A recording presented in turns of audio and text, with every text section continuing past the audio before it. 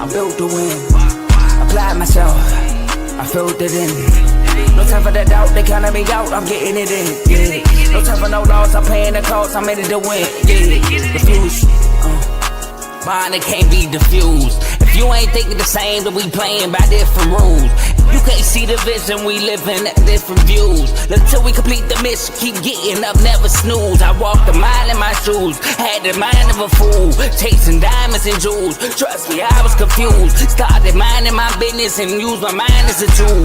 Ended up finding my purpose and found the time to get to it. They told me I couldn't do it, they told me I couldn't make it. They sold it, could never break it. That's sadly mistaken. I need a piece of the pie, I want it so bad I can taste it. They told me like Toby, keep on running toes, they gon' take a few to lose.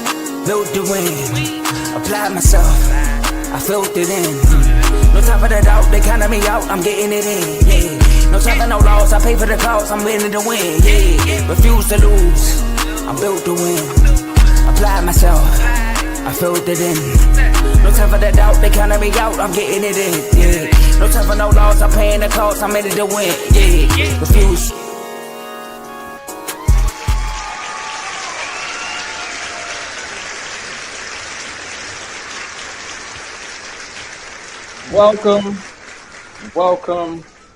Welcome back, everyone, to another exciting episode of Unfazed with your boy JJ and Ajae. We got a special episode coming for you all today. Obviously, the playoffs are in full effect. The Super Bowl is upon us, and I believe about a week now, around the corner. So we got an AFC game to AFC Championship to recap.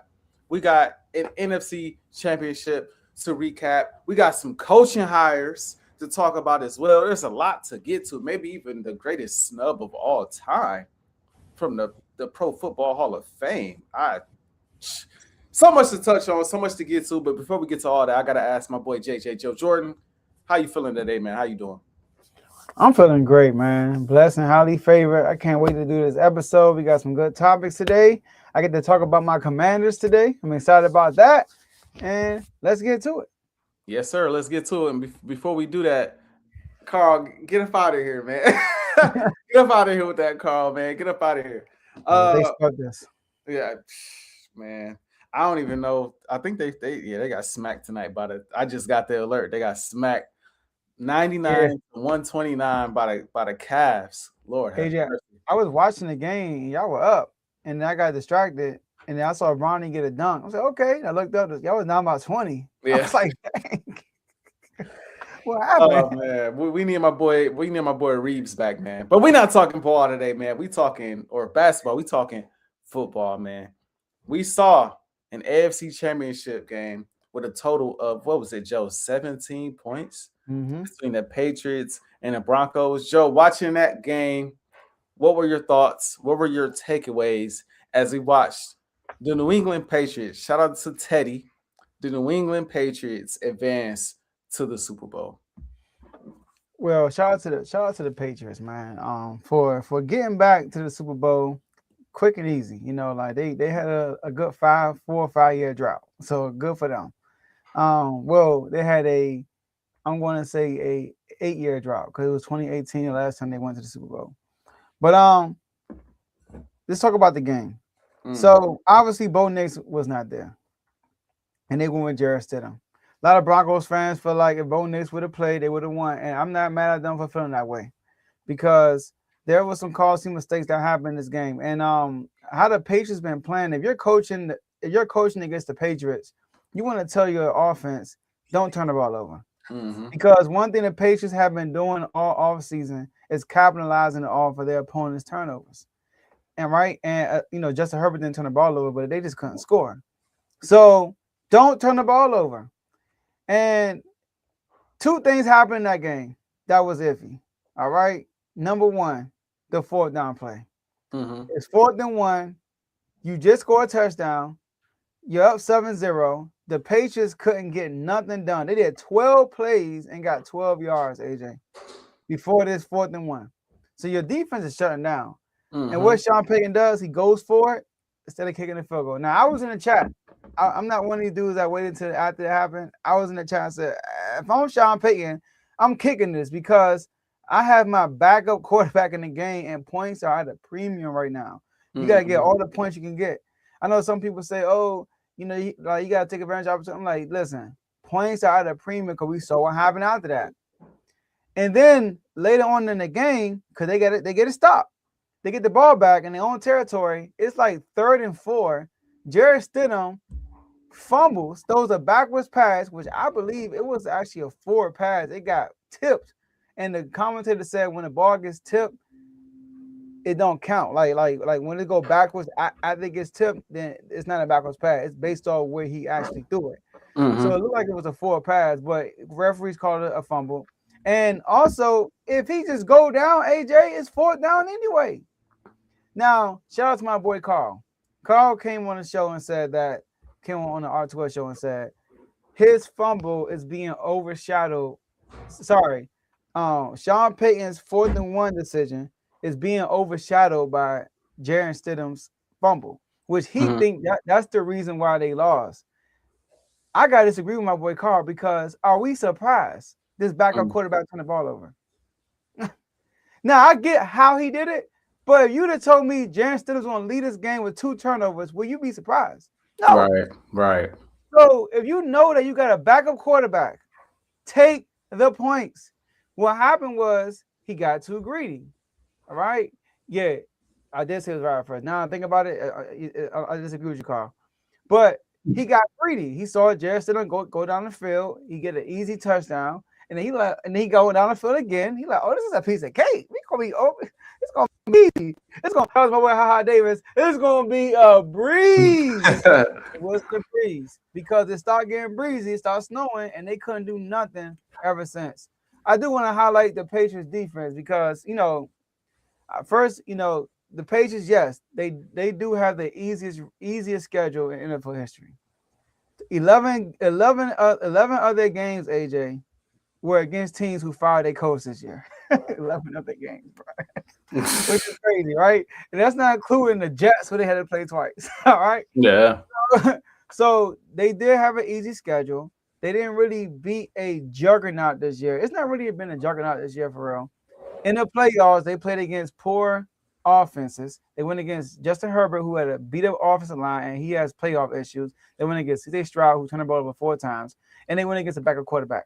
But I want to give the defense credit, though. Like people say, CJ had 4 turnovers. I mean, they got forced. They were dumb, but they got forced. Justin Herbert couldn't do nothing. I mean, they went against a good defense. I saw that same Justin Herbert put up like 30-plus points on the Cowboys. You know what I mean? He was capable, but he went into good defense. Here's the thing, AJ. In this playoff run, the Patriots, 95 pressures, 12 sacks, 8 turnovers, and only 2 touchdowns allowed. The whole playoff run, which is crazy. And also, did you know that they are allowing the 3rd worst passing rating in playoff history? You know that? Number 1 is the 2000 Ravens, which is 33.4 rating. They won the Super Bowl.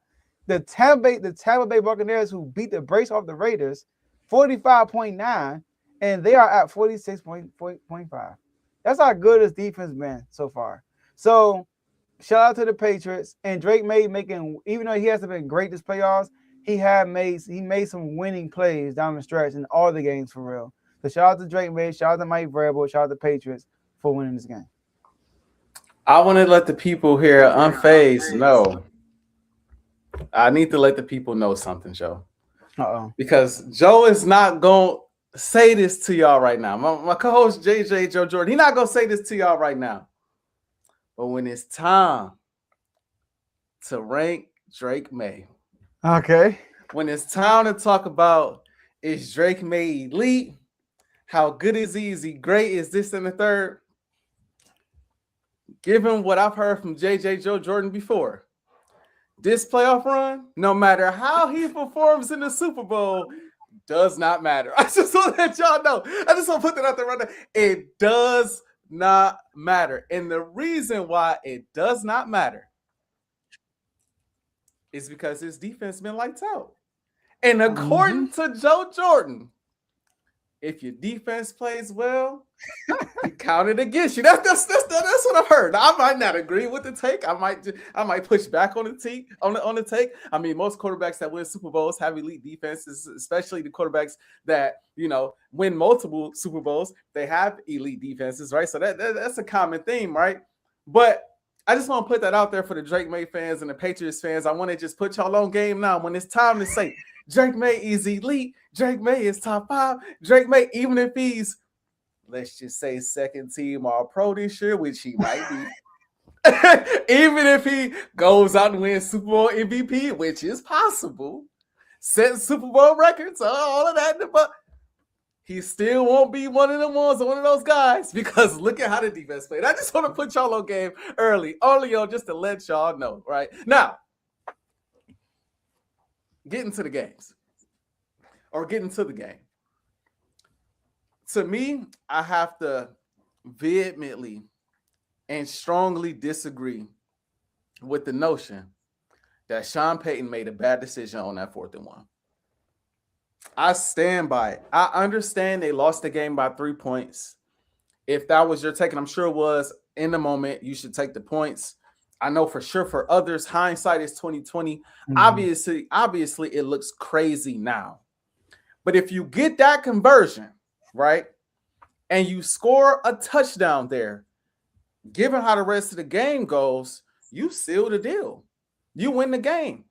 And there's two sides to having a backup quarterback, right, in there, if you're the Broncos. You went into this game saying, if you're Sean Payton, hey, the fans will have, time to rest up, because it'll be 2 weeks. They'll have time. I think it was the fans he was saying, they'll have time to rest up and be amped, for the Super Bowl. He went into this game instilling confidence in the fan base, instilling confidence in the team, acting as if no matter who we have back there at quarterback, we're going to play our game. We're not going to change anything. And I believe, in all honesty, in some cases, that is the way to go, especially if you want your backup quarterback to play confident, if you want your team to play confident.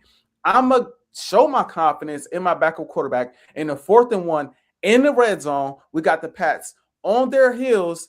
I'm going to instill this confidence and say, I'm going to give you an opportunity to go for this 4th down. Understanding that, again, points are at a premium. Understood. Especially if you know the snowstorm is coming. So if there's ever a time to be aggressive, that's the time to be aggressive. Because I know my defense can lock down. If I score a touchdown here, they're going to have a hard time putting up 14 points, which ultimately they did. Now, like I said, looking back on this, it's like, oh, maybe you should take the points. Maybe you should have took the field goal, because then it's, later on they score. It's a 10-10 ball game, things of that nature. We understand that. But in the moment, watching the game while I was working, but watching the game, I'm like, I agree. Now, I might not have liked the play call. I might not have liked, him going with the run and then switching to a pass last minute. I might not have liked the play call, but the notion that, hey, we're going to go for this 4th down. We got the other team on their heels. They're backpedaling, and this could be a play that seals the deal early on and instills confidence in our backup quarterback and instills confidence in the team that says, hey, we're not playing to lose. We're playing to win with a chance to get to the Super Bowl. Hey, go get it. I'm not, if I'm a Broncos fan, I am not with it. Or I'm with it, I should say. I am with that confidence and that aggression that says, hey, we trying to get to the Super Bowl. Not only are we trying to get to the Super Bowl, we're trying to win. So I get it. On the Patriots side, the defense is elite. I think the defense has been pretty elite all season long. It's been slept on because of the teams that they have played. And we talked about it all season long. They haven't played this team, or they haven't played the best in the league. When they played Buffalo, they did give Buffalo a run, but we saw Buffalo ended up being the 7th seed anyway, and maybe not as good as we thought, right? And so they played the Buccaneers. They beat the Buccaneers, but then the Buccaneers fell off. Maybe they weren't as good as we thought they once, as we thought they were. And so we felt like all season long they hadn't played anybody. But that's not to take away from how well this defense is played. Now, we're going to talk about Seattle in a little bit. That's going to be a whole nother challenge, a challenge that you could argue they haven't seen all season, right?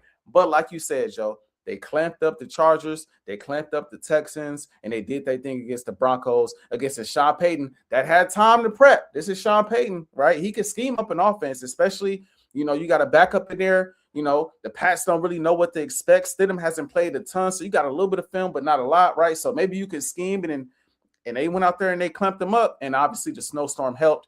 I didn't like the way the Patriots played. They reminded me of us with the conservativeness. Like, we just going to run the ball and the defense going to go win this game. I don't think that gets you a Super Bowl championship. I don't think they play like that in the Super Bowl.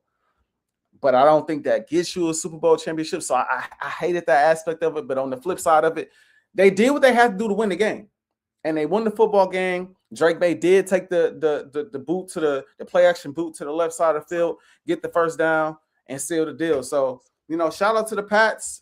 Don't want to take away from them, because to get to the Super Bowl is hard. Don't want to take too much away from Drake May, because even though he hasn't played the best, he has done what has been necessary. He's even been turning the ball over a little bit, but he's still done what's been necessary to get the team to the Super Bowl. He's still outperformed every quarterback he's going up against, similar to some other guys I know. But again, without, you gotta go to that lane right there. But I respect the fact that they're in the dance.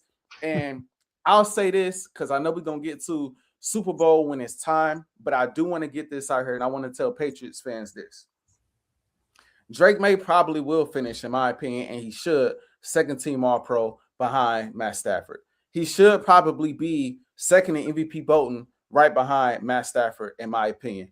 And I said the same thing. I don't want to make the comparison, but I said the same thing about Jalen Hurts in the playoffs in 2022, because he had the solid game against a really good game, in my opinion, against the Giants. And then he kind of had like a game against the Niners. Obviously, Brock Purdy got knocked out. So the run game really got going, didn't have to do as much. But I said going into the Super Bowl, this is what Jalen Hurts did all season long as far as how great he was. He's due for a game.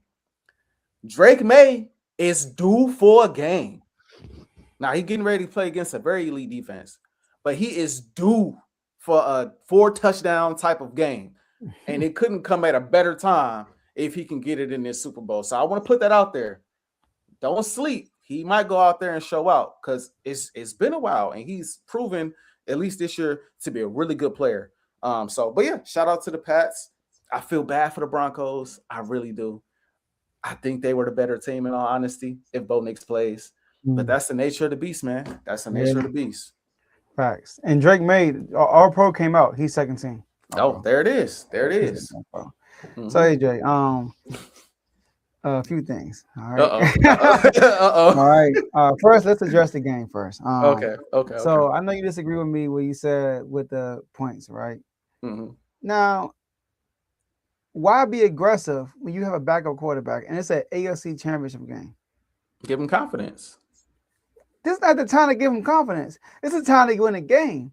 You go up 10-0, now you can play conservative the rest of the game, and the game is over. But because it's 7-0, it's a one-possession game, it leaves that little bit of, that hope for the Patriots. 2 possessions in that game, their only touchdown came from the fumble, right? It came from the fumble. And we saw that fumble happening because about 2 or 3 plays before they, not 2 or 3 plays, 2 or 3 times before that even happened, there were times I'm just screaming at the TV, throw the ball away. Throw it away. Even Tony Romo at one time was like, throw it away, throw it away, throw it away. He just been holding the ball too long, trying to make a play. So that's why I'm like, I was not surprised by that fumble. So I still disagree with you with that. Now, back to your Jalen Hurts statement. Hey, wait. That was about Jalen Hurts? I didn't even know. I didn't even know. You read my notes. I mean, Hurts wasn't this bad. So don't disrespect Hurts by doing this, all right? You disrespected Hurts by comparing to Drake May in this situation. All right. Now, Drake May, although he had a good regular season, like Jalen Hurts, right? He had a good regular season, and he was second team All-Pro like Hurts, all that stuff. Here's the thing, though. Drake May not one time has been tested to score points. Not one time this playoff run. I don't remember Jalen Hurts having more turnovers than touchdowns. I don't remember him not happening. So he had more turnovers and touchdowns going into this game. And in this game, he did not turn the ball over. He did have a touchdown, but he only had 84 yards. And people say, "Oh, it was 84 the yards weather." passing. Mm-hmm. It was the weather. It was before the weather messed up. He wasn't good. So I don't want to hear about the weather. He was missing. He almost threw a pick on the first pass. Yeah. And then on top of that, as good as your defense was, AJ, all I know is this was the fewest points somebody has scored in the Super Bowl run. You know that? The fewest in history. The Giants scored 68. The Ravens scored 61. You know, Ray Lewis, just give us 10 points and we got you. Please give us 10 points and I promise you, we got you. Right. I'm also like, bro, just give us 10 and we got you. And that's what's been the case for real with them, right? You give them 10 points and they been allowing 8 points a game, AJ, which is crazy. And look, so 54 points for the Patriots, 61 for the Ravens. So I think you're doing your guy a disservice by comparing them to Drake May's run. Because your guy, all his runs has been better than this, I would say. One thing your guy don't do, he don't turn the ball over. And and no, it's against my team. And people try to say like Jaden Daniels did this in garbage time. People don't understand. The Commanders and Eagles game wasn't not a complete blowout. It got out of hand in the fourth quarter. It was a game. And Jalen Hurts performed. Jalen Hurts had to put up points, and he put up points. So did Saquon, but Jalen Hurts did his thing. You know what I mean? So Jalen Hurts did his thing against the Giants. He did his thing against the what's the name? Who y'all played after that? Y'all played the 49ers. I mean, he ain't really do his thing against them. But yeah, you get what I'm saying, right? Against the Chiefs. You get the Chiefs, right? But in the 2 games you played in that year, you scored more points than 54, didn't you? I'm pretty sure you did. Yeah, so this is not me killing Drake May. This is Teddy in the comments. Preach, AJ, preach. I'm like, Teddy, you sure? Because it's about to backfire. Because I'm about to up Hurts and kick your guy down for a little bit. So, like Carl said, he's having I'm not even going to say Joe Burrow. Joe Burrow actually had a good offensive game against the Raiders. So I'm not even going to say Joe Burrow. He is literally having a Brad Johnson type playoff run right now, which is crazy. Like a Brad Johnson type playoff run. Now, is he a Brad Johnson type player? No. Because we saw in the regular season, he's an MVP candidate. He has a talent. Brad Johnson don't have the talent Drake May had. Drake May could use his legs. He could make every throw. And Drake May's in his second year also. You could tell he was jittery in the pocket and in our Broncos game. You could tell he was – even Romo mentioned it, like he's a little jittery. He's a youngster. He's a youngin still. So he will get better. And him winning early will help him also. But come on, man, you're doing your guy a disservice to compare him to this run. Well, I mean, this is the thing. I'm not necessarily comparing Jalen Hurts to this run. I'm just more so comparing the take to what we see during this playoffs. Because not only do we see quarterbacks, winning with these great defenses, we see quarterbacks losing with great defenses too. I mean, we just saw CJ Stroud. I mean, he might have had the best defense in the playoffs, but he played so bad that he still ended up losing. So my overlying thing is like, I just want to caution the Patriots fans and other fans of quarterbacks, and it's just like, hey, I just want to let y'all know that when it's time to rank, Joe Jordan, he gonna look at how good your defense is, and if your defense was like that, that's true. But that defense is gonna play a big role, and if that defense was elite, he gonna take something away. I mean, did you know? I did want to say this because this stuck with me last episode. So just bear with me 1 second. Okay, go ahead. Did you know? First of all, I'm gonna give you some names.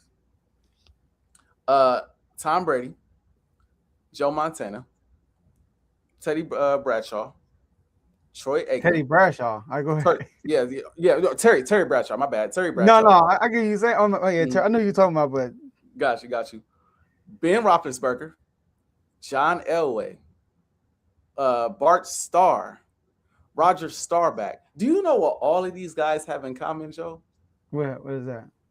Number one, they're all champions. But they've never, ever won a Super Bowl without a top 10 scoring defense. Did you know that, Joe? Okay. They don't have not one Super Bowl championship. Everybody that I mentioned as well have multiple championships. They've never won any championship without a top 10 scoring. Forget getting a stop. Top 10 scoring defense, Joe. So I'm just looking at these numbers, And I'm just like, man, so like going off of this, right? I kind of got to take away Brady's first couple rings because, you know, he ain't really had to do much, you know, for them rings, right? You got to look at John Elway a little differently because, you know, John Elway didn't really have to. He made a couple, you know, made that. I don't know if you saw the documentary on Netflix. He made 3. He made, you know, he had that big old play. He jumped over. I think it was jumped over for a first down, got knocked, did the little helicopter in the air, hit the ground, all that, right? Got a first down, big time plays. All of these guys made, you know, obviously Troy Aikman made big time plays in the postseason too. Like all of these guys made huge plays, but they couldn't win without a top 10 scoring defense. And I'm just thinking to myself, like, I just wonder if when Joe Jordan talks about my guy, right? When he talks about my guy, if he also thinks to himself, dang, like, I got to snatch some of these rings and some of these accolades away from these other guys too. Or let me not put it like that. I got to snatch some of my respect from these other guys too, because they didn't win without really good defenses. Their defenses had to go out there and make plays for them to win. Otherwise, they never won. I don't know. Does that? Because I remember Joe Jordan when I listed all of the games that Hurts played well. I heard my boy Joe Jordan say his rebuttal was, but did the defense play good? I said he played good in the Giants game. He said, well, was the defense good? Well, he played good in the Chiefs game. Well, was the defense good? Well, he played good against y'all. Oh, was the defense good? I'm like, yo, what's going on? Well, he never won without his defense playing good. And I'm like, well, neither of these other guys. It's I don't know. It's crazy. But, you know, it is what it is. I'll let you rebut before we go back to the Seahawks. I forgot even what my other point was. I think we was talking about Sean Payton and him going for it and whatnot. But I just had to just list that off for you, man, because that stuck with me. And I was like, man, let me do a little research. And then shout out to Kay Adams because she put me on that graphic too. I didn't pull it up on the screen, but she put it. I was like, oh, damn, I'm going to use this. Thank you so much. But yeah, man. Just have to put that out there, especially given the fact that, you know, we see some other quarterbacks with, and I ain't going to mention no names. I ain't going to do that. So see some guys with some number 1 defenses and some number 2, number 3, top 5s. All right. So are we? So what are we talking about? So are we talking about the difference between how you can win the Super Bowl, or are we talking about how you can be elite? Which one are we talking about? I mean, I think because we just mentioned Eli Manning got 2. With a good defense, right? Eli's Brad Johnson got one with a defense. Trent Dilfer got one with a defense. We about to see your boy Sam Darnold might get one with a defense. I was gonna get to him too. You need defense to win the championship. But when we're talking about elites, it's a different conversation. It's just more than winning a Super Bowl because that's a team effort. But what did you contribute in that Super Bowl run? What do you contribute in that? How do you get there? And the guys like John Elway, Tom Brady, we talking about MVPs right there, man. My God. That's true. See, one thing about Tom Brady, his first 3, people were still questioning him. I'll take Peyton. I'll take. And you know, the year that solidified Tom Brady, it was a year he lost 16-0. When you gave him a receiver, what he do? When MVP went crazy. And he showed everybody, I'm him. And he lost that year. So I get it. You know what I mean? Because like I said, like Drake May. And Drake May win a Super Bowl. Are we gonna say he the best quarterback in the league? You know what I mean? So it's more than that. You gotta be being in the league is more than just winning the Super Bowl. So yeah. That's fair. I'm very interested in seeing where you rank Drake May, because that's gonna be an interesting conversation. Man, like at the end of the season. Ranking people period next year gonna be interesting. Yeah. And then you know this is a crazy year. And then Sam Darnold, who was kind of MIA in that first playoff game against the Niners, but they really didn't need him to do much because special teams took over, defense took over. But then he went out there and had one of the best NFC Championship games we may have ever seen against a division rival, Rams, that they just beat 31-27. Joe, getting to that game, how you feel about that one? I mean, you know, that was very smooth, AJ. That was very smooth. Thank you. You put me on right now. That was very smooth. Appreciate that. Thank you. Even though I think I was technically supposed to go first on that. Go ahead. I'm gonna throw back at you. Go ahead. You kick this one off. Go ahead. Okay. Bet. Yeah, that's man. Your boy Sam Darnold, you know. Yeah, man. So my boy Sam Darnold. So I'm glad you said that, Joe. I got to give Sam Darnold his props and his respects. I got to start off from that point because all season long, right? Well, let's go back from the beginning. We know Sam Darnold's history leading up to the Vikings. I'm not gonna harp too much on that because at this point, it's irrelevant. The man's in the Super Bowl, so we ain't got to talk about all of the mishaps he had early in his career. A lot of that, I think, at this point, looking back, we can attribute that to the New York Jets and their organization because we see how they operate and we see what they're on, right? So now you get to the Minnesota Vikings. He wins 14 games with the Minnesota Vikings, but then he gets to the two biggest games of the year. One game to get the number one seed in the NFC, another game to advance in the postseason. He looks awful in both games. And all of the old thoughts come back about Sam Darnold not being that good. Sam Darnold can't win the big one. And I personally, I said this is why I didn't believe in Sam from the get-go. I told Vikings fans all last season, I said, I don't care how many games they win. Sam going to have to show me he can win when it counts. He can win when it matters. And sure enough, when it mattered, he failed. Not only, like I said, did he lose that game against Detroit, but he also went into the playoffs and lost that game against the Rams. And he was the reason. The offensive line didn't play well, especially against the Rams, but he was absolutely the reason why they lost that game, those two games. So coming into this season, I got the same mindset. I went back and forth with Seahawks fans all year. Y'all ain't nothing. Y'all ain't this. I don't care about your defense. I don't care about JSN. I don't care about Kenneth Walker, who is balling, by the way. Oh, my God. You see that movie hit? Oh, boy, Witt in the backfield? Oh, my goodness. He is playing out of his mind. I don't care nothing about your coaching staff. You might have had a coach of the year. I don't care nothing about that. Why? Because you have Sam Darnold at quarterback. And when you need him most, you can count on him to fold. He didn't get an opportunity, like I said, against the Niners to really impact it in a positive or true negative way, in my personal opinion. Like, he could have threw some picks, but it really was everyone else kind of taking over for him in that football game. He kind of game managed, which I ain't mad at as a Hurts fan. Sometimes you just got to game manage, get to the next game, especially in the postseason. But then you get to the NFC Championship game, and Joe, we didn't do Unfazed. We didn't give a prediction, but I'll tell the people I was rocking with the Rams. I thought not only was the Rams going to win, I thought the Rams would win by double digits. That's what I honestly thought because we saw how Sam Darnold performed against the Rams in the regular season. He was abysmal. He did not play well. And I looked at the Rams, who I viewed as a hot football team. Matt Stafford playing on another level. Devontae Adams, playing well. Puka Nacua playing out of his mind, a defense that I felt like kind of had the answers to the test for the Seattle Seahawks.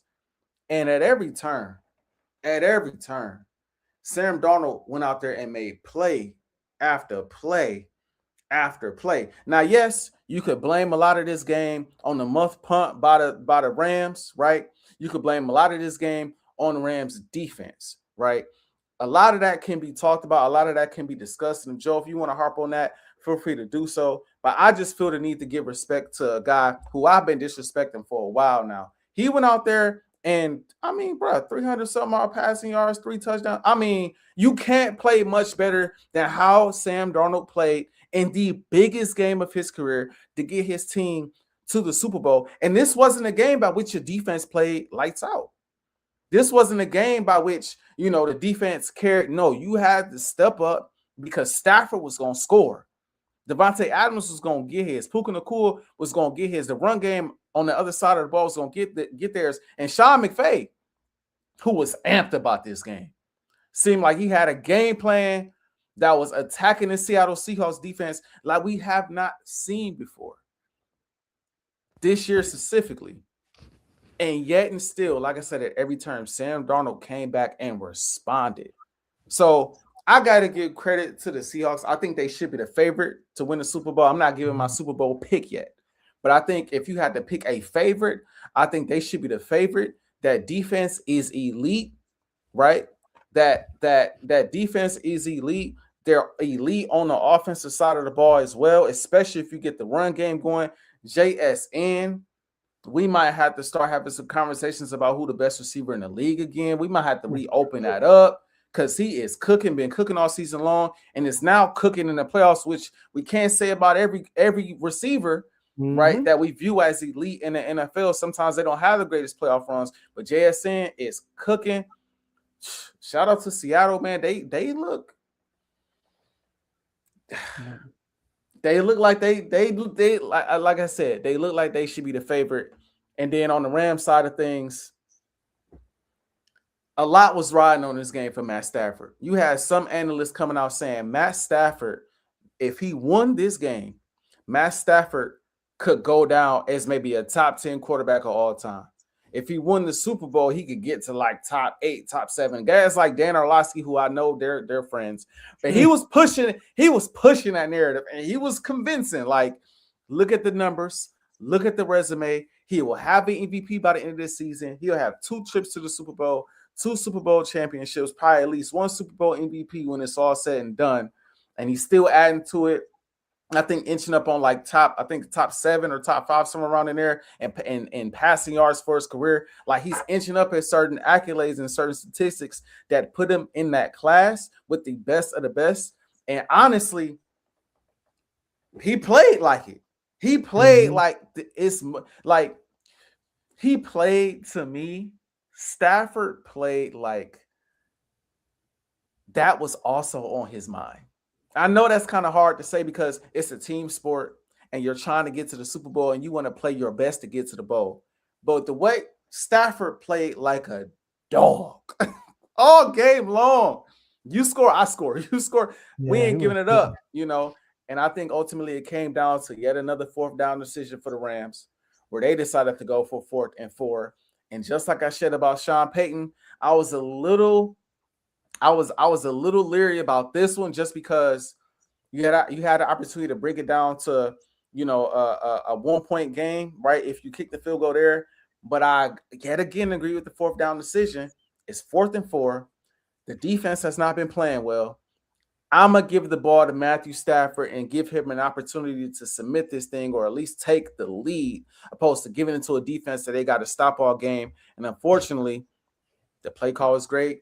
Everybody had like 8-9 guys in coverage, couldn't find anyone open. And in my opinion, that was the game. I knew when they didn't get that first down, they was probably going to lose. That touchdown, they was probably going to lose. That was it. And so shout out to Seattle.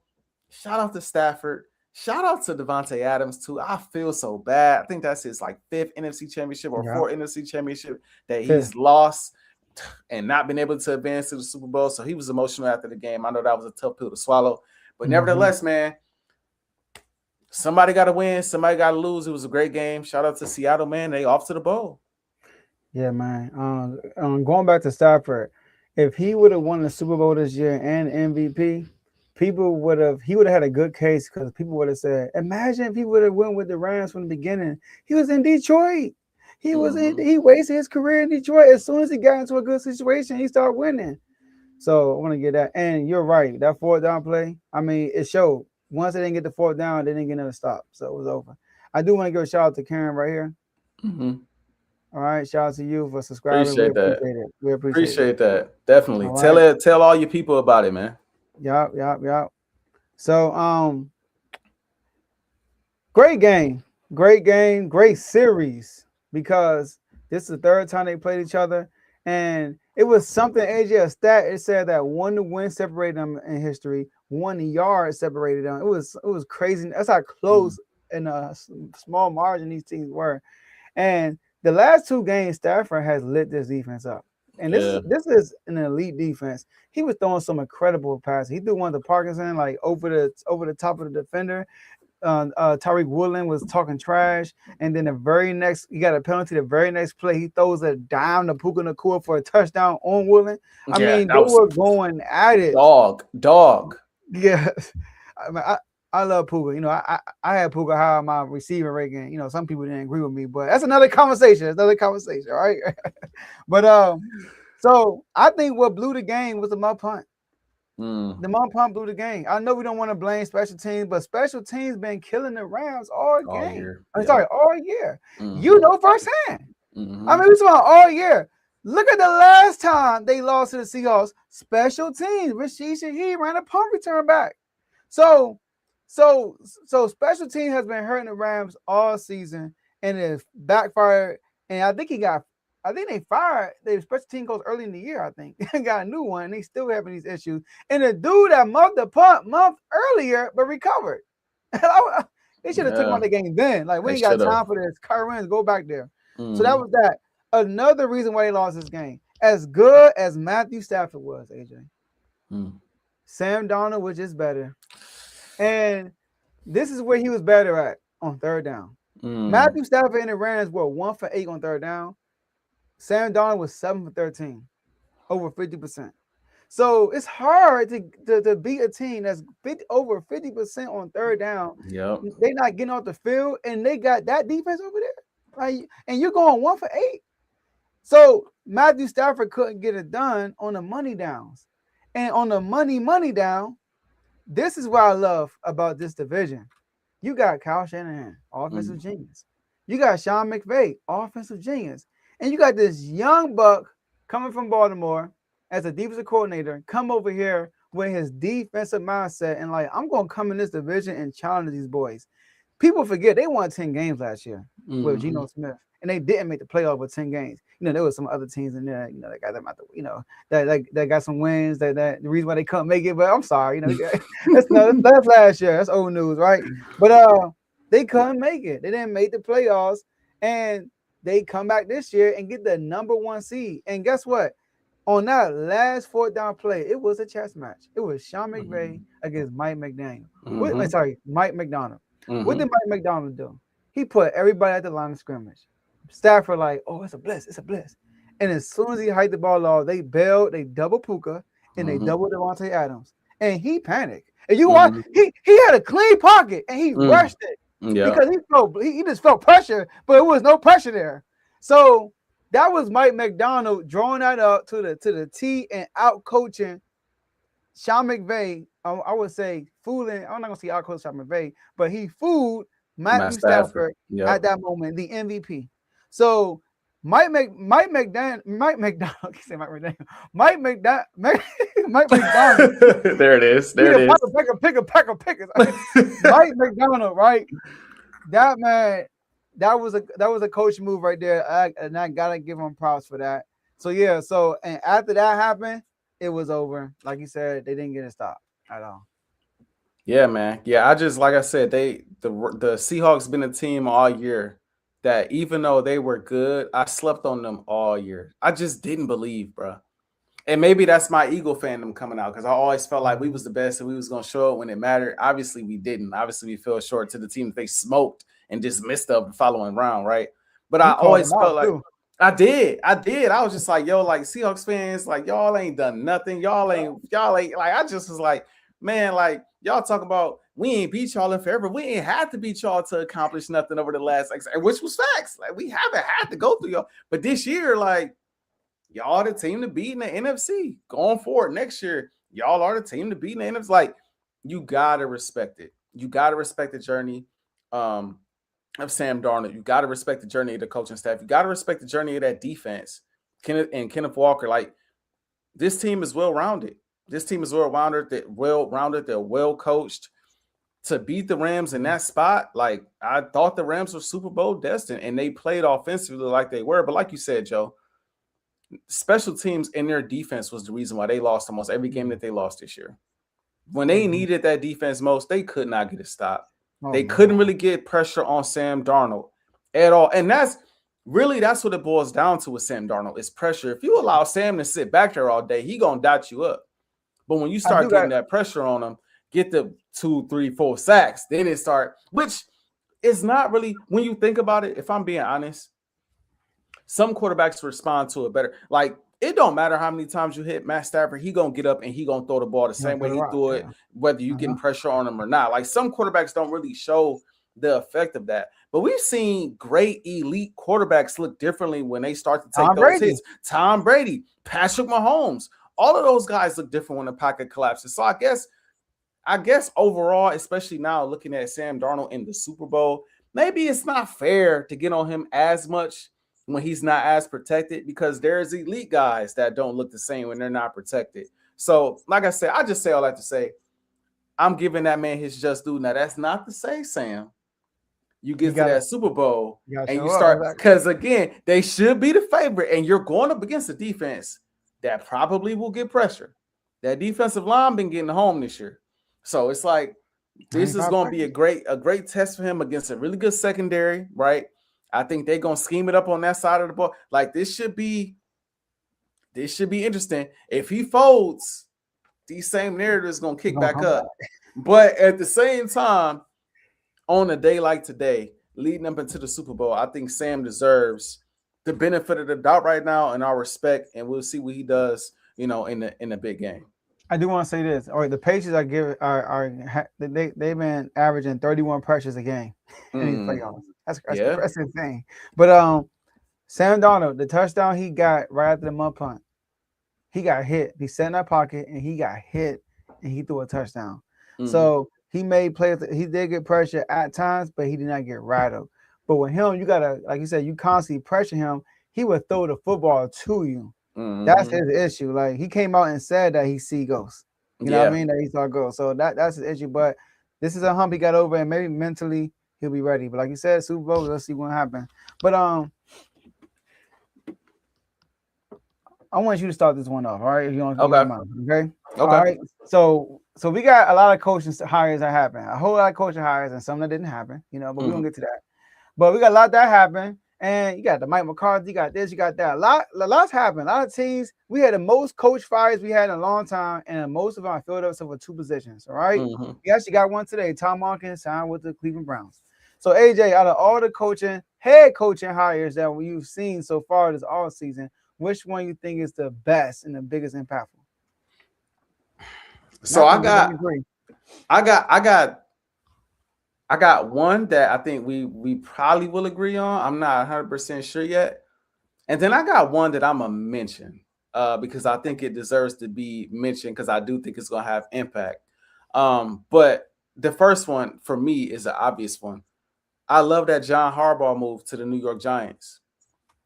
I really like the John Harbaugh move to the New York Giants. The longer I sat with it, the longer I thought about it, I said, I think that's a great hire for them. Now, I get it.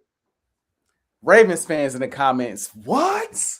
That's terrible. He gonna do this. He ain't gonna run the ball. Y'all had to understand this. The Baltimore Ravens had Super Bowl expectations. They had Lamar Jackson. They had this great defense. They had this roster that everybody expected to make this run. Not only this year, but years in the past, especially with Lamar playing at MVP level. The expectation is at an all-time high. When you don't meet those expectations, sometimes you harp on your coach a little bit more, right? You I won't say over criticize because he deserved to get criticism, right?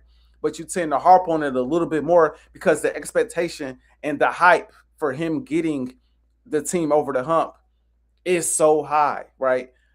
So in this case, I understand that their frustration, but that's not the case for the New York Giants, right? I think at times, and I could be wrong, but I think at times it got to a point where obviously John Harbaugh relationships with Lamar Jackson probably was not the same. Maybe in some of those meetings, John Harbaugh's voice started to kind of fall on deaf ears because guys in the locker room, like, all right, we done heard this too many times. Voice probably got stale to the locker room.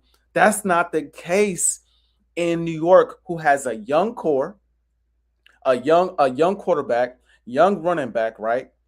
You bring in a guy now who has, and I know it's been a while, Ravens fans, but bear with me, championship experience. But even if you take that out, because again, nobody's expecting the New York Giants to go to the Super Bowl, just like nobody expected the New England Patriots to be in the Super Bowl this past year, right?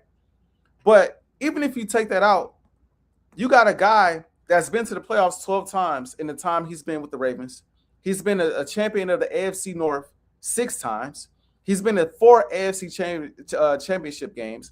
He just led the team to 14 wins in 2019. This is overall, despite what you hear about him, he is a winning head coach.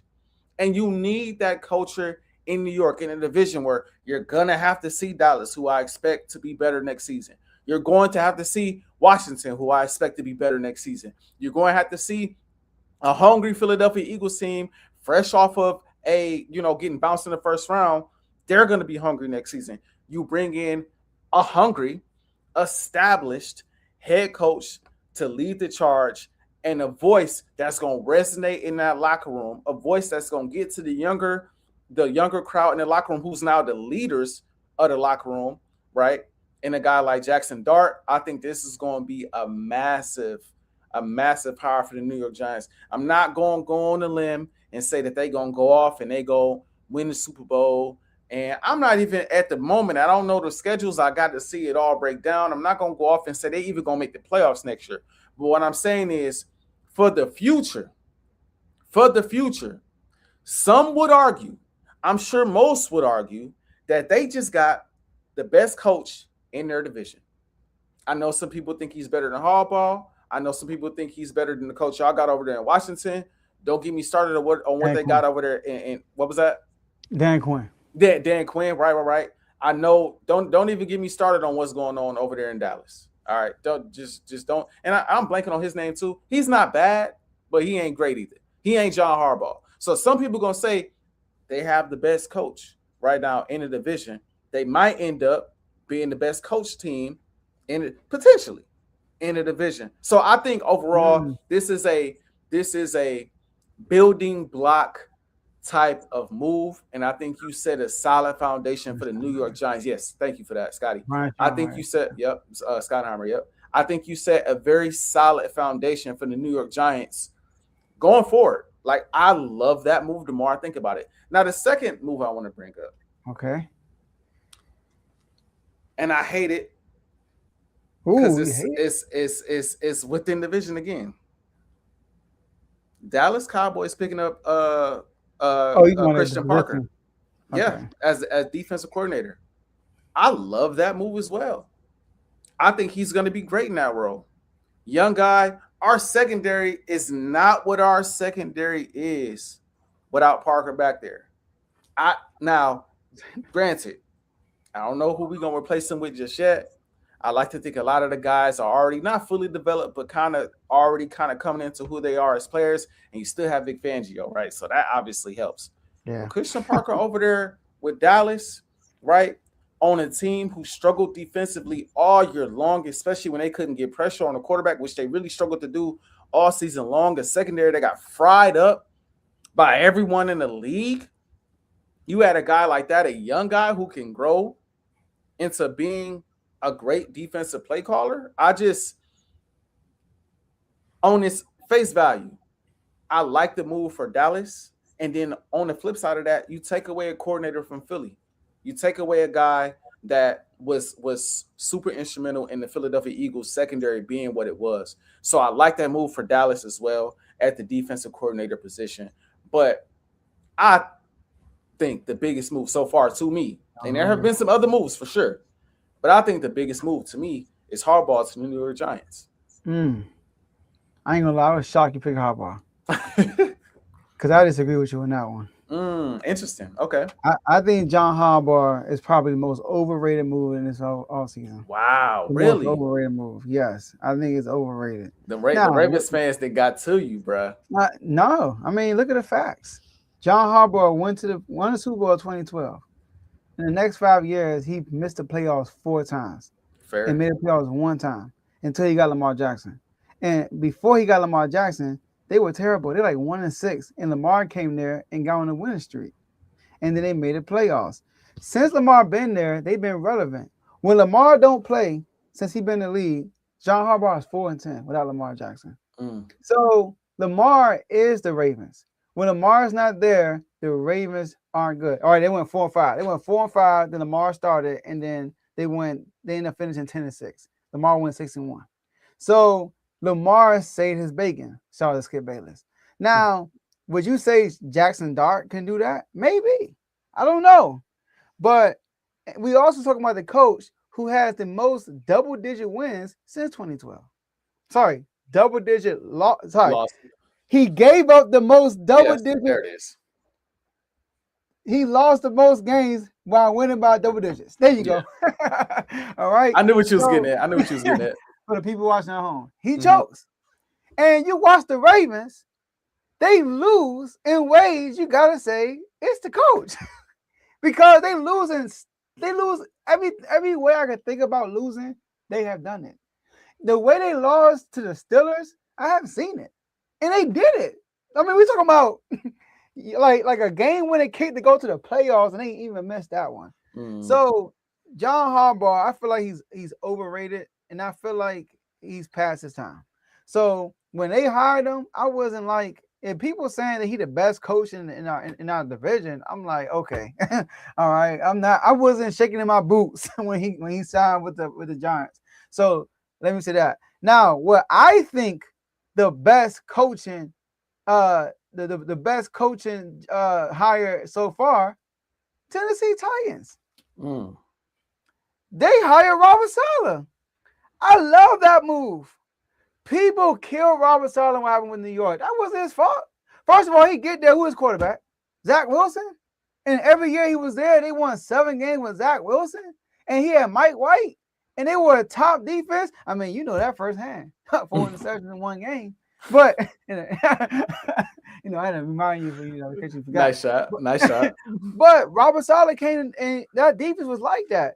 And then he goes to the 49ers, and we saw what he did last year. We saw what he did before he left the 49ers. And not only that, they brought in Brian Daboll to be the offensive coordinator. And you got Cam Ward, who's a quarterback who I like a lot. So, last year, the Titans were 28th in scoring defense, 21st in yards per game allowed, and 28th in turnovers per game. Robert Saleh want to change that. We know that. They got a lot of cap space also. And adding Brian Daboll to the 30th ranked scoring offense, with Cam Ward being there, I think they'll be better also. Because when Jackson Dart was there, they was averaging 24 points a game, which would be around like top 12-ish, in the league right now, right? Even without him, it was averaging 23. Russell put about 40 ball on the Cowboys. I didn't that remind Tomo and the other Cowboys about that. We swept them. But anyways, we tied with y'all. Y'all ain't swept us, so that's a whole. Yeah, that's true. That's true. Like it count. All right. But so I think Robert Saleh was the best hire because it's gonna be the biggest impact. The Titans they are picking what, 2nd in the draft, I believe. They are one of the worst teams in the league, and him being there, he's gonna have an actual quarterback to be with. And you look at it like the Tom Brady tandem, and you look at the Mike Vrabel and Drake May. You got a defensive coach with the quarterback. I think that's the way you want to go. Defensive coach, quarterback. It's only been Patrick Mahomes, Andy Reid, who's been winning for real with the offense lately, but lately you want to get that defense. So I think that's the best hire so far, Robert Saleh. See, I'm not mad at the Robert Saleh thing. I do want to push back on the Harbaugh thing, though, because this is what I'll say, right? Like I said, it's all about expectation and what you expect from him given the situation that he's in. Coaching the New York Giants, who is in the 4th place in the division, is completely different than coaching the Baltimore Ravens, who are expected to win the Super Bowl. Now, what I will say is the Giants will probably get to a point at some point. I don't know when, because this division is tough. But at some point, if they have the type of trajectory I believe they have, they will get to the point where we get into the playoffs and we losing in the 2nd round or in the 1st round, whatever the case may be, and they'll need to get rid of Harbaugh and get someone else to help them get over the hump. But I'm talking about, it's New York, bro. Relevancy. It's about putting them back on the map. It's about having a voice in the locker room that they can lean on and they can listen to. It's about him instilling confidence in those young players. Like, we can say what we want about Lamar. What we can't deny is how much confidence he instilled in Lamar early in his career. Lamar, you want to go for it? Yeah, go for it, Lamar. I love Lamar. I think Lamar is the best quarterback in the league. Like, they had a great relationship at one point, and I think that helped Lamar from a confidence standpoint grow and become the player that he is today. Now, Lamar is Lamar. I'm not going to give Harbaugh all of the credit for that, but I'm just saying having that leader, having that voice to lean on could be huge for a young guy like Jackson Dart, who I don't think he's going to be Lamar, but he's shown flashes of being really good in the NFL. It's like, I want to say it like this, Joe. Bron been with LA and I don't want to compare Harbaugh to Bron, but bear with me. Bron been in LA all this time. And every year he in LA, as a Laker fan, I have an expectation that we at least go on the run because he's LeBron. I want to see us go on the run. I've seen him go on the run before. I see him win championships, right? And when he don't, and when he fold in the 1st round, or when he don't play the same way I expect him to play, I'm sick. I don't care if you get to the conference finals, right? If he don't play well in the conference finals and we lose, I'm going to be sick about it, right? But just imagine for a second, old 40-year-old Bron somehow, some way ends up with the Kings. Now, you don't have championship expectations because Bron is 40 years old. But Bron bringing a certain pedigree to that team, Bron lifts that floor. He lifts that floor.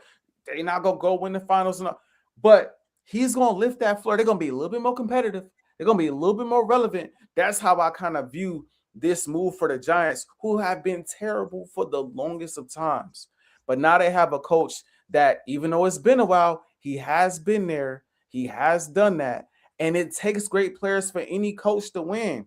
We could bring up his record with Lamar Jackson and without Lamar Jackson, but you take away a lot of these star quarterbacks. You take Stafford away from the Rams. You take Hurts away from the Eagles. You take Patrick Mahomes away from the Chiefs look terrible without Patrick Mahomes. Like, look at us about 85. Two games. There you go. You take the starting quarterback, especially when they're as good as Lamar Jackson. You take them off of that team. Yeah, the team gonna look abysmal because it's Lamar Jackson, it's Jaden Daniels, it's whoever you want to insert, in that seat. And so that's why I just feel like overall, from an overall perspective, one thing I can't deny is no matter what we say about him, he's still in a new situation. Again, with a new football team, a new voice, a change of scenery. I think he's a major impact on a young team that is looking to ascend, opposed to an older veteran team that at this point we looking to get over the hump, and we've been looking to get over the hump, but you can't get us there. I think it's two different situations. I think that's why, again, you see those double-digit leads blown and stuff because they don't connect anymore. That wasn't happening as much when they connected, though. They were winning a lot. They were in the hunt a lot. I think with that young team over there in New York, I just think that he raises the floor for the New York Giants. Yeah. The Titans 3-14, Giants 4-13. We'll see. I can put it in right now. Titans gonna win more games than the Giants. Nah, bro. I don't see it. I'm gonna put it in right now. Yeah, let's do it. We could rock with that all next season. Yeah, I know it's your rival, but yeah. I think Robert Saleh's impact will be bigger than John Harbaugh's. Wow. Okay. And I do like the Robert Saleh move. I do like the Robert Saleh move. Brian Daboll is an OC too. I love it. I do like the move. When they hired Robert Saleh, I said, please, go get Brian Daboll. And they went and got him because y'all said no to him. Yeah. Shout out to y'all. Speaking of y'all, let's go right to it. You know what I mean? Yeah. We can do it if you want to. The Eagles, man, they've been on the coaching search.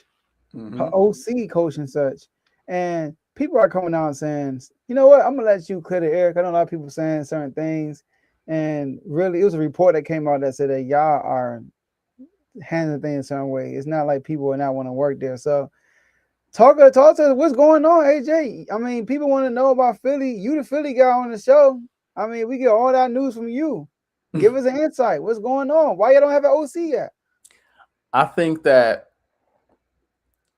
I think because the Eagles have been as good as they are for as long, like over the last 5 years, and because you have a quarterback that in Jalen Hurts that people like to talk about, and a head coach in Nick Sirianni that people like to talk about, there's always going to be some type of controversy around those two names paired together, especially in situations where they aren't winning, they don't look the same, and in situations where now they're in a rebuilding phase at the coordinator position, meaning offensive coordinator, and even some of the coaching staff, because we lost Clint Hunt,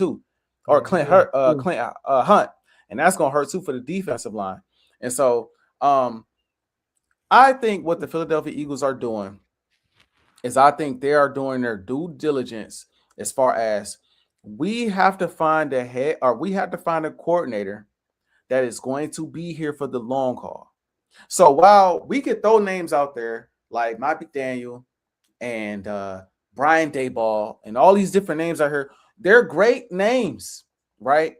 But if that great name is only going to be here for a year, that means we got a 1 year window with this coach at the offensive coordinator position before best case scenario, you get all the way to the Super Bowl again. You win, but that coach that offensive coordinator becomes a head coach, and you have to pick from scraps to become your next offensive coordinator to defend your championship, which is basically what just happened last year with Kellen Moore. I think people are assuming that these coaches are coming in here and like, we don't want to coach Jalen Hurts. We don't want to deal with the AJ Brown thing. But I think if there's any, I want to say this. I think if there is any type of trepidation, which I don't believe this, but I want to put this out here. And I want people to hear me clearly, most notably Philly media and Eagles fans. I think that if there's any trepidation about coaching the Philadelphia Eagles, it has nothing to do with Jalen Hurts. It has nothing to do with Nick Sirianni. It might have a little bit to do with AJ may or may not be in there, but I don't even think that's the biggest thing. I think some people don't want to deal with the fans and don't want to deal with Philly media. I think that's a part of it. Now, I'm not going to say that's a big part of it because, I mean, it's a head coach, it's an offensive coordinator job in the NFL. You're not going to just not take a job because of the fans and the media. But that is in the back of people's minds. Like I said about the Baltimore Ravens, the expectation for the Philadelphia Eagles offensive coordinator is sky high. You got to come in here and do what Kellen Moore did. You got to come in here and do what Shane Steichen did, which is dial up plays to get this team to the Super Bowl. Anything short of that, unless Jay Hurts go out there and throw 4 picks, Saquon go out there and fumble twice, AJ have 2-3 more drops, they going to put it on you. They're going to say you are the reason why the Philadelphia Eagles did not get to the Super Bowl. Then you're going to have fans driving by, egging your house, right? Like how they did the guy we just let go. Yeah, you know, Patullo. Like guys, kids out there egging his house. Like it's so much in there. Then you got the media. The Philly media is terrible. It is the most toxic media in the National Football League, and I stand by that. I don't care if you bring up New York. I don't care what team you bring up. The Philadelphia media is the most toxic media. You lose a game, you should be the backup. You lose 2 games, you need to fire your head coach. I mean, it's like the world is coming to an end when the Eagles are not playing well, and the blame, they are quick to play the blame game, and then it leaks over into the locker room. And we saw it this year. We saw how AJ played. We saw how Hurts played at times. We saw even Saquon not even had the best year. And them talk about Saquon like he ain't fresh off a 2K yard season. And so I think that's like if I could put a percentage on it, because there's no way it's not playing in the back of your mind. I say 10% of the coach's mindset. It's like, man, if I go there though, I do have to deal. I kind of got to deal with that. Those coaches gonna look past that. But it's the ultimate boom or bust job. Either I'm going to get in here, we're going to go to the Super Bowl and I'm going to become a head coach. Or I'm going to get in here, we're going to suck and I'm going to get fired. and once you get fired, right, and it's going to be my fault. And if that happens, it's going to be hard for me to become ultimately what I want to become is a head coach. I think the Eagles are currently looking for their Vic Fangio on offense. A guy that can't become a head coach is not looking to become a head coach, and it's okay just calling plays so that you have some stability and that you have some cohesiveness amongst this offense for at least a few years, right? Opposed to every offseason we going through the same thing. I think that's what's taking them so long. I truly do. I think, again, some of the names that's been thrown out there, you see what kind of jobs they're getting, head coaching jobs. That's what they truly want. That's why the Eagles didn't even offer the Eagles didn't offer most of these guys jobs. They are interviewing guys, but they didn't offer a lot of these guys jobs. That's why now they're looking at the passing game coordinators and quarterback coaches, because they're looking at guys that you just want to take a step and sit in that step for a while before you become a head coach at the next level, because they don't seem like they want to get rid of Nick Sirianni, which I'm indifferent about. He wins a lot. I'm indifferent. I'm just indifferent about it.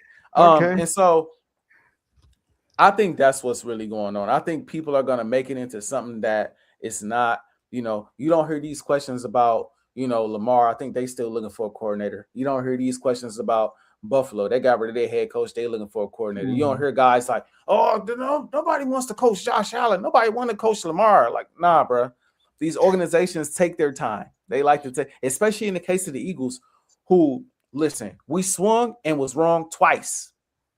We swung, it was wrong twice. And so this year, while you still got Saquon under contract, while Jalen Hurts is 27, while Devontae is still young, right? I think the Eagles want to. I know people expect AJ gone. I think the Eagles want to hang on to AJ. Honestly, I think Howie's going to do everything in his power to hang on to AJ and try to mend that relationship. And I'm sure he wants to bring in a head coach, or I'm sorry, an offensive coordinator that is going to mesh with AJ and make AJ want to stay too. Like, I think there is a lot that goes into this. You can't just go out there and hire anybody. And so that's why I think the Eagles are with it. I'm not mad at it. Of course, like any other fan, I would want some news to drop ASAP as coaches go off the board. It's like, okay, that would have been nice. But I'm intrigued. I'm intrigued that y'all have interviewed this many people and y'all ain't offered nobody a job yet. It's because they're looking for a specific thing in these coaches.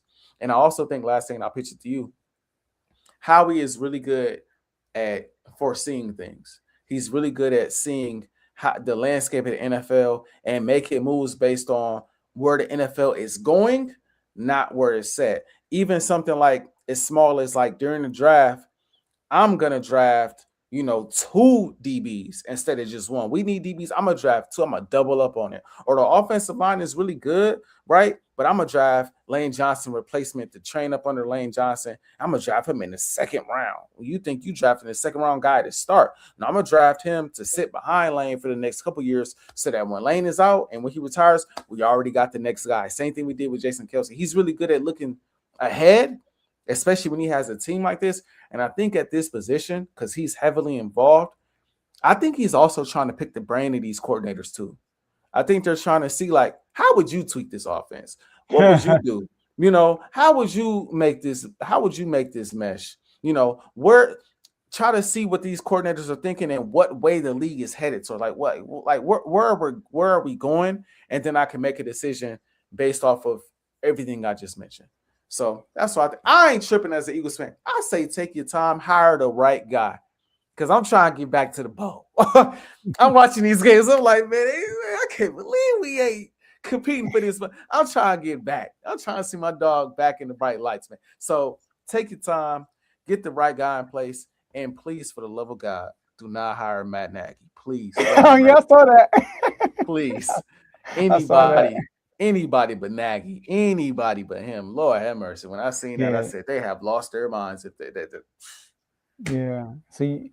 So I'm with you. I saw a report like a week, not a week ago, less than a week ago, but saying that y'all aren't offering a job, basically. You're not offering a job to nobody. And I'm with you because everybody I bring in is literally one and done. Like Jalen Hurts did with all these coordinators. And like you said, you want your Vic Fangio of an offense. That's Matt Nagy. That's Eric Bieniemy. Yeah. I would have loved Eric Bieniemy. Oh, for real? I would have loved Eric Bieniemy. Yeah, so that's how I look at it. So I'm with you. You know what I mean? Like it should be no panic in Philly for real. I'm gonna keep making my jokes though. But oh yeah, of course. I mean the jokes. It's expected in the chat. You know what I mean? But on the show, I'm gonna keep it 100. Yeah, man. It's a jack. It's I get it. And again, like I know, like I said, shout out to Blaze. Like I know it probably is some coaches like nah. What's the name irritated me though? Mike McDaniel, he only want to coach in warm weather, bro. Like I can't believe that, man. And what bothers me about that is, bro, you know what type of culture that kind of breeds, in my opinion. Like he actually tried to interview for the Browns coaching job, but they wanted him to take a test, and he was like, "What?" The Browns tripping. He went from like the Vegas to LA to it was another spot he interviewed for that was like one spot. Yeah, it's like, man, get out of here. Like, bro, I don't think we interviewed him. I don't even think we interviewed him, if I'm not mistaken. Like, we just like, man, we're gonna let him do what he do. But I'm like, dude, like, again, I'll say this and we move on. I think for lack of a better phrase, I don't want to be disrespectful. But I think when you do stuff like that and you make it clear as a coach, I only kind of want to, at least from what it looks like, the optics of it looks like I only want to coach in a certain type of weather. It kind of breeds some softness, in my opinion, bro. That's what the Like it kind Dolphins of were. breeds like because we saw the Dolphins. Dolphins couldn't compete when it was cold. Because you got a head coach that like you could dial it up, but like you don't even want to be out there. So how Just you be think in the your box. players feel? I mean, come on now. Just Like go in the cold weather. Just go to the box. right. Like, come on, man. Like it looks crazy, That's man. funny. But the Commanders made some news, man. The Commanders making news. I'll let you take it away, Joe, because I'm honestly not sure what happened. I did not hear about what happened. So I'm gonna give you the floor, Joe. Obviously, the Commanders are out here doing what they can to get back to that NFC Championship game. I know that's the lead up to the NFC Championship game was just such an amazing feeling. The result wasn't the greatest, obviously. 50, 55 was kind of the double nickel in Philly. That was kind of crazy, right? But leading up to the double nickel in Philly, it was a great feeling, and they want to get back to the lead up. They want to surpass. I don't know if they can, but they want to at least get back to the lead up to another double nickel potentially. So I gotta ask you, Joe, what's going on with the Commanders? How you feeling about it, man? It's crazy because I went back and watched that game because all the Drake May guys are coming out and like, Oh yeah, Drake you know, and Caleb. yeah. So I went back and watched the game. I'm like, dog, he really didn't. He had no parts in this loss. My boy, I'm watching this. I'm like, dog, like, well, all them turnovers, we score and we were down by 12. We get a stop. We get the ball, then we fumble. It's like, and there was one time we scored and y'all scored, and then we fumble on the kill return. It's like, yeah, like that's how y'all got up by double digits because we scored a 3, then y'all scored 7, and then we scored a field goal, y'all scored a touchdown, and then we fumble on a kill return, and then y'all scored again. Yep. It's like we took the ball. Corner pocket Ajae. Yeah, I remember. So look, so this is going on. First, I'm gonna be quick. We hired David Blau. David Blau is he went to Purdue, so he's a smart guy, obviously. And he was a QB for the Vikings, the Lions, and another team. I can't think of it right now. A QB. He played quarterback, so he's been around Kevin O'Connell. He's been around Cliff Kingsbury, obviously twice with us and somewhere else.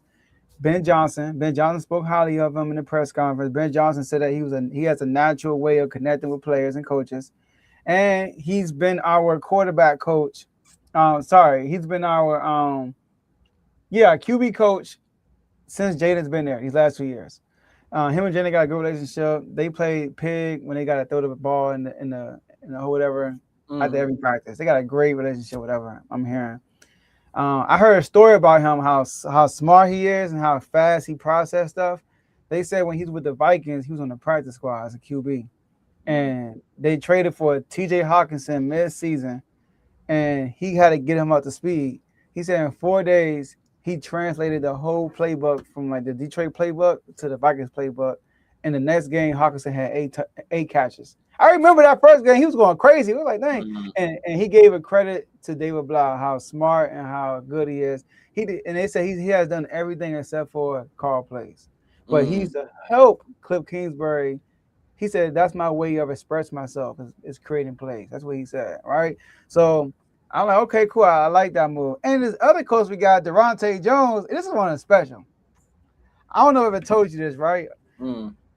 So I'm from a city. Blaze is too. Shout out to Blaze.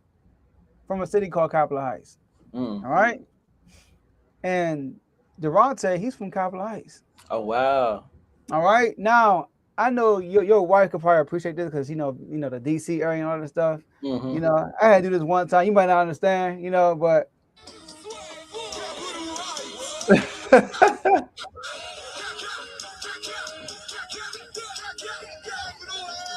oh, I had to one time. Yeah, she didn't put me on to the go-go, man. She didn't put me on, man. Oh, she didn't put you on? Oh, I said she has. She has. She had? Okay, cool. So shout out to Durant. Yeah, he's from Capitol Heights, right? Yeah, shout out to the Heights, right? So he's from Capitol Heights. He's with Brian Flores the last 3 years. as a defensive back pass coordinator, a defensive backs coach and a pass coordinator. You know, it's funny. Dallas almost got him. Dallas loved him. Yeah. You know, and also with David Blau, a lot of people are saying that because Detroit tried to get him, and Detroit wanted to hire him, but we said, nah, bro, you ain't going nowhere. We got him. Right. You ain't going nowhere, right? You ain't going nowhere. So I know people in the Dallas building said that he's an efficient communicator. He's confident what he preaches and all that stuff. So like he was well spoken on that stuff. And also same thing with David Blau, like I said with the Lions, that's the same case with the Vikings. So if the Vikings were prepared to lose Brian Flores, and if they were, he was gonna get promoted to defensive coordinator. So he's been like an underrated hot topic. Now, here's the thing about these two coordinators. Dan Quinn, I don't think he's on a hot seat, but the media is saying he's on a hot seat. All right, because that's last year. Silly. All right. So, but in his situation, but after the season we had, only winning 5 games, you know, thanks for Philly with the last game we got. 5 games, he's bringing in 2 first-time coordinators who never called plays. David Blau never called plays. Devontae Jones never called plays.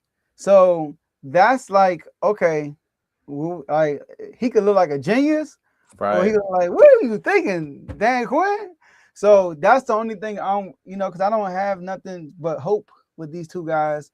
I have a lot of hope with David Blau because of he's already been here. So like we already seen him. So if he promoted him, he sees something, and I trust Dan Quinn. But Devontae Jones, he's a hometown guy. He's from the area, and it's like I hope this ain't similar to Mike McCarthy. You know what I mean? You bring him in because he's from the area. Right. You know what I mean? So, but I'm looking forward to it, and I'm excited that we just got the hires out the way and we can move forward. Yeah, man, it's important, especially for y'all to get that out the way, move forward. Hopefully, they guys that stick around for a while, man. So y'all not interchanging every offseason. Cliff is an interesting name, still floating out there too. I know y'all were interested in him. I mean, I wouldn't mind it. Given what I've seen, I would not mind it. I think I want y'all to get a good coordinator. I do too. I want y'all to get a really good one, and I want to see what happens. I just want some stability, man. That's all I ask for. And shout out to you. We doing NFL today, my boy. I know we're not doing baseball. Sorry. You can't in that lane. Hey, we got a show on the network called Baseball with Teddy. Make sure you follow it. Click on the description. You'll see it. And he do all the baseball talk for you. Go ahead. I was gonna say, to wrap up, do you have any quick comments on Bill Belichick being snubbed for first ballot Hall of Fame? This is all I gotta say. If he ain't first ballot, then Tom Brady can be first ballot. Oh my! That's all I gotta say. That's all I gotta say. Oh my goodness! Because it's ridiculous. And also, I gotta say is, I forgot Dominique Foxworth said this. It's not the Hall of Fame job to create the punishment. He already got punished for that. So if you doing that, and then if you're doing that because of the Spygate, that's not your job. That's why I don't like this. Like that's like a TO, bro. Because you have a problem with the media, you don't want to put him in the Hall of Fame. Yeah. So I don't like it. If he's not in there for first ballot, then Tom Brady don't deserve it either. He cheated too. That's the insanity. I think seeing that news drop on IG yesterday, Joe, I think that is the greatest snub of all time. Yes. I think I think that can stretch across just about any sport. I mean, like, I don't care if you bring up, oh, this player didn't win MVP, this player didn't make All-Pro, this player didn't make the All-Star game, this player. I don't think there has been a greater snub of anybody in the history of sports than Bill. That's like Phil Jackson not getting first ballot. That's like Phil Jackson not being first ballot coach, bro. That's like saying Bron is not a first ballot Hall of Fame. Jordan not a first ballot Hall of Famer. That's like Tiger Woods isn't a first ballot. Like, that makes no. It's nothing to really. And I'm not gonna lie, I did think about it for a split second when I heard about the Spygate and all of that stuff that they brought up. But come on, dog. He won. Even when you take that out of the equation, still won. Spygate and Deflategate, he still won more than well over probably 75% of the coaches that play that coached in the league, bro. And he Like got two that, as a coordinator. bruh. That's what 8 rings. Yeah, he got That's 8 rings. that was the craziest. That's the craziest thing. That's the No, he was craziest thing. eligible. I'm Yeah, sorry. that's why they voted, right? Yeah, the new rule is it's only 1 year wait after Mhm. you retire. 1 year. Yeah, So he is eligible. that's the craziest snub of all. The only thing that could be worse than that is exactly what you just said. They saying Tom Brady ain't first ballot, and that I just can't see a world where they That's do that crazy. to Tom. And I think and the reason why I don't see that is because Tom doing broadcasting. Everybody like Tom. Don't nobody dislike Tom Brady. Maybe his rivals, but everybody like Tom. And Belichick So was mean to the media. exactly. So I think that's gonna play a part. And I mean, I did feel like it was more so Brady than it was Belichick, especially after you saw Brady go to the Buccaneers and win a championship, and Belichick and the Patriots never the same until just recently. But at the end of the day, bro, he don't stack them rings without Belichick and that defense that was routinely dominant just about every year. So yeah, man, that's all I gotta say. I felt like that was too big to not say anything about. That was the craziest thing I've seen in sports in a long time. So big, so crazy. I thought it was fake. I didn't think it was real. Yeah. I got somebody text me. That's how I found out. I was like, what? Yeah. I got my face with that. Insanity. And it's everywhere. So Yep. yeah, Belichick, man, I know he's upset too because he's a football guy, and they say that he like studied the history and all that stuff.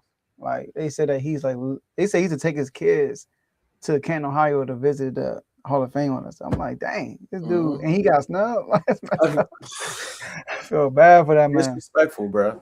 So disrespectful. Yeah. All right, if we go wrap this up, my last words are: shout out to the whole Refuse to Lose Sports Network. Shout out to the whole R2L community. Shout out to Timeout, Forward Timeout. Shout out to everybody in the comment section. We appreciate all of y'all. The show doesn't run without y'all. We appreciate it. And Commanders, man, we talked about y'all. Let's see what happens. Kings, we on the fire sale. I know Giannis, he ain't coming over here. So we out of the sweepstakes. But what if Miami? I think Giannis. This is my quick take. I think Giannis will either go to Miami or Golden State. I think it's gonna be one of those two teams. So, and if I'm Miami, I would try to go get Ja too. But I know Memphis said that we keeping Ja because Miami can give up anybody, no matter who on the court, they can make it work. Right. You got Giannis and Ja. Shout out to Eric Spoelstra. So I think Miami should try to do that. But I think it'll be Warriors or the Heat. But yeah, shout out to my co-host AJ. You know, it's good to be back on, man. I'm excited about this Super Bowl. Not really, but I am. All right. And I'm excited to talk about some NBA for real. I'm excited to talk about some basketball starting in 2 weeks. So yeah, so that's all I got for y'all. Yeah, man. Next episode, we will probably give our Super Bowl predictions of who gonna win the game, who gonna be Super Bowl MVP, all that good stuff. So y'all make sure y'all stay tuned to that. Appreciate everybody watching on my channel, Time Out or Full Time Out, the R2L channel. Everybody watching on Twitter, on Facebook, wherever you watching, Instagram, wherever you watching, Twitch, wherever it is. Like, retweet, share, tell your friends about it, especially if you like what you see and what you hear. Eagles, man, like I said, like, look at how this playoffs has gone. Look at how these teams are coached. Look at how they are drawing up plays to get their guys open. Look at how these defenses are playing, right? Take notes, draw inspiration, get hungry. I know my dog Hurts in the gym actively working. I know Smitty and them doing the same thing. Whether Ajae is back or not, I'm sure he's working. I'm sure they looking to get right back to the promised land. And I expect Howie to be a major player this offseason, not only in these coordinators, not only looking for a coordinator, but Adam Schefter tried to drop a nugget on Philly media, I think earlier today, if not yesterday, saying a coordinator might not be the only news you hear coming out of Philadelphia pretty soon. Oh, yeah. Now, I don't know. I don't know what new. I don't know if that's like they're gonna trade AJ next week or they gonna extend some. I don't know. I have no idea what's coming. but he dropped a nugget like something big is coming, and nothing is out of the question with how. You just never know what's to come. But Eagles fans, the ones that are same. The ones that are sane, the ones that are like me, that have that think logically, and the ones that have been in the trenches. Forget this Super Bowl that we just won. Forget all of the glory years that we've had recently in these last 5 years, or we've been in the playoffs. I'm talking about them Eagles fans that was there with Jeff Garcia and Kevin Cobb and them boys and Sam Bradford. Like, I'm talking about them Eagles fans that's been around. Y'all know. Be cool, be patient. This organization has given us nothing but trustworthy seasons, trustworthy actions that show us in a year where we don't play our best ball, we bounce back, we make the necessary moves to get right back in the hunt. So y'all keep doing y'all thing. Y'all, I trust y'all. Howie, I trust y'all to do what y'all got to do. Lakers, man, y'all so up and down. I don't be knowing what to make of y'all half the time. I was just feeling good about y'all the other day. I heard Kendrick Perkins say they might be a contender. Then y'all go out there and get smacked upside the head by 30. I don't know what to think about y'all right now, honestly. I want to see what the team look like when Austin Reeves get back, but I think we all know the season or the ceiling of this team. It's just gonna be what it's gonna be. But hey, man, the Super Bowl is around the corner. The Eagles ain't in it, so I'm sad about that. But it's no pressure on us, Joe. That's one thing we can't say. All the pressure on Teddy. We sitting back like, is Teddy team gonna get it done? That's how the R2L family is feeling right now. Is his team gonna get it done? So with that being said, Joe, we not in it. We get to sit back and we get to be unfazed, man. Unfazed.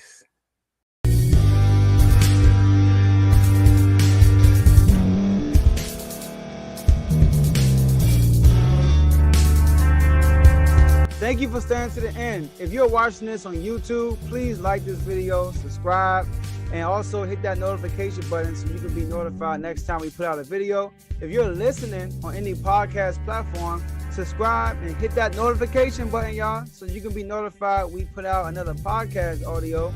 And last but not least, hit that share button. No matter what you're listening to or watching it, hit that share button and send it to somebody that you know that would love to watch this episode you just listened to.